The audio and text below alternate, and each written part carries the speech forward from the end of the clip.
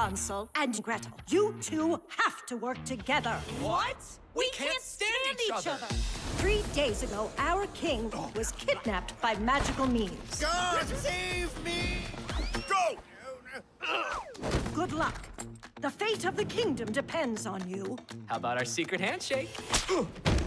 Oops, I missed. कहानी की शुरुआत एक मैजिकल किंगडम के राजा से होती है जो अपने आने वाले बर्थडे को लेकर बेहद एक्साइटेड होता है। वह एक भव्य समारोह की योजना बना रहा है। राजा का शेफ उसे कई स्पेशल डिशेस और मिठाइयाँ दिखाता है जिनमें रंग बिरंगे बिस्कुट भी शामिल हैं। जैसे ही राजा बिस्कुट का स्वाद लेने जाता है तभी वह बिस्कुट टेबल पर घूमने लगते हैं और वे जिस भी डिश को छूते हैं वह जिंदा हो जाती है। यह देखकर राजा हैरान हो जाता है। अंत में एक बिस्कुट नूडल्स पर गिरता है जिससे वह भी जिंदा हो जाते हैं और यह जादुई नूडल राजा को बांधकर हवा में उड़ाकर महल से बाहर ले जाता है। जब गार्ड यह देखते हैं तो वे प्रधानमंत्री को सूचित करते हैं कि राजा को जादुई नूडल ने किडनैप कर लिया है। प्रधानमंत्री गार्ड से कहता है कि इस बात को गुप्त रखा जाए क्योंकि इससे पूरे राज्य में अशांति फैल सकती है। गार्ड पूछता है कि राजा को कौन बचाएगा तो प्रधानमंत्री कहता है कि यह mission secret magic control agency SNCA की टीम करेगी। SNCA एक ऐसी एजेंसी है जो सभी जादूगरों पर नजर रखती है ताकि वे गलत काम न कर सकें।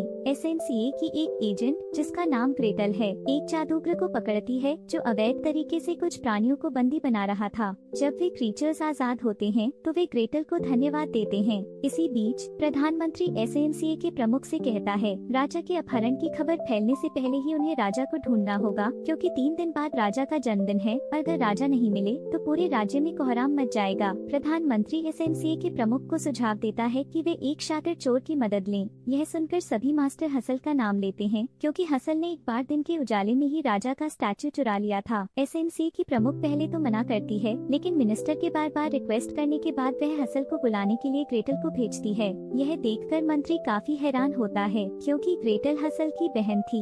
इस पर SNCA की हेड प्रधानमंत्री को बताती है कि ग्रेटल एक ऐसी एजेंट है जो अपने काम के बीच में कभी अपनी फैमिली को नहीं देखती। वहीं हम हसल को देखते हैं जो अपने फेक मैजिक की मदद से लोगों को बेवकूफ बनाकर काफी सारा पैसा कमा लेता है। ये सब करने के बावजूद भी वह असल में दिल का बहुत अच्छा इंसान था क्योंकि शो के बाद एक लेडी अपनी बीमार बेटी को लेकर हसल के पास आई थी और वह अपनी बेटी के सर्वाइवल के लिए हसल से मदद मांगती है तो हसल उस लेडी को ढेर सारे सिक्के उसकी मदद के लिए दे देता है। थोड़ी ही देर में वहाँ पर हलचल होती है और ग्रेटल भी वहाँ आ जाती है जो उसे वहाँ से ले जाने के लिए आई थी। लेकिन हसल अपनी बहन से बचकर वहाँ से भागने की कोशिश करता है पर किसी तरह उसकी बहन उसे पकड़कर वहाँ से SNCA के हेडक्वार्टर्स ले आती है जहाँ पर उसकी हेड हसल को सारी बात बताती है और किंग को वापस लाने के लिए उसकी बहन ग्रेटल के साथ एक टीम सेट करती है। लेकिन यह बात ग्रेटल और हसल दोनों को पसंद नहीं आई क्योंकि ग्रेटल को लगता था कि हसल किसी भी काम का नहीं है। यह देखकर वहाँ की हेड दोनों को एक ऑफर देती है कि यदि तुम दोनों 2 दिन में राजा को वापस ले आओगे तो तुम्हें ढेर सारे पैसे मिलेंगे और साथ ही हसल को मैजिशियन का लाइसेंस भी मिल जाएगा और ग्रेटल को बेस्ट एजेंट का अवार्ड। यह दोनों ही ऑफर उन दोनों के लाइफ का सबसे बड़ा गोल था,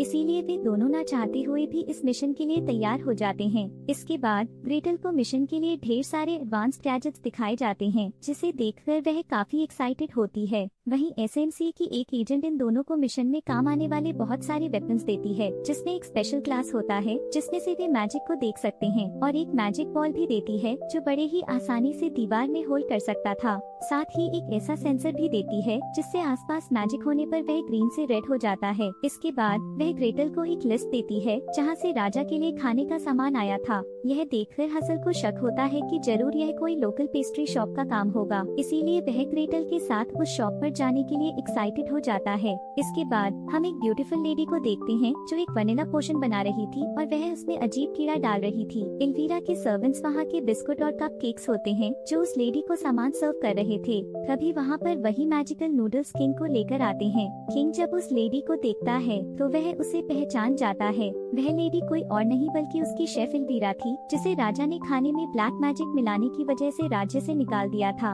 और इसी बात का वह राजा से बदला ले रही थी। लेकिन एल्वीरा तो राजा को अपना मैजिक सीरम पिलाकर उसे अपने वश में करना चाहती थी ताकि वह राजा के साथ उसके राज्य पर भी राज कर सके। दूसरी तरफ ग्रेटल और हसल एक पेस्ट्री शॉप पर पहुँचते हैं जहाँ वे एक गुप्त कमरा देखते हैं। वहाँ उन्हें कुछ अजीबोगरीब चीजें दिखाई देती हैं। इसी बीच हसल एक कपकेक के सामने जाता है। हसल को देखकर कपकेक्स चिल्लाने लगते हैं। उनकी चिल्लाहट सुनकर एक कुत्ता आता है और उनका पीछा करने लगता है। भागते हुए वे एक गुप्त कमरे में पहुंच जाते हैं जहां उन पर कुछ मैजिकल सीरम गिरता है जिससे वे दोनों छोटे हो जाते हैं। इस मुसीबत का हल ढूंढने के लिए वे एसएमसी के हेडक्वार्टर्स लौटते हैं, लेकिन कोई भी उन्हें पहचान नहीं पाता। वे बार बार अंदर जाने की कोशिश करते हैं लेकिन हर बार फेल हो जाते हैं। तभी ग्रेटल को एक आइडिया आता है और वह हसल से कहती है कि वे बाबा यगा को ढूंढें। बाबा यगा एक जादूगरनी है जो बच्चों को डराती है। वे उसके घर पहुंचते हैं और उससे मदद मांगते हैं। बाबा यागा उन्हें एक मैजिकल कुकी खाने देती है ताकि वह उन्हें बेहोश करके मार सके,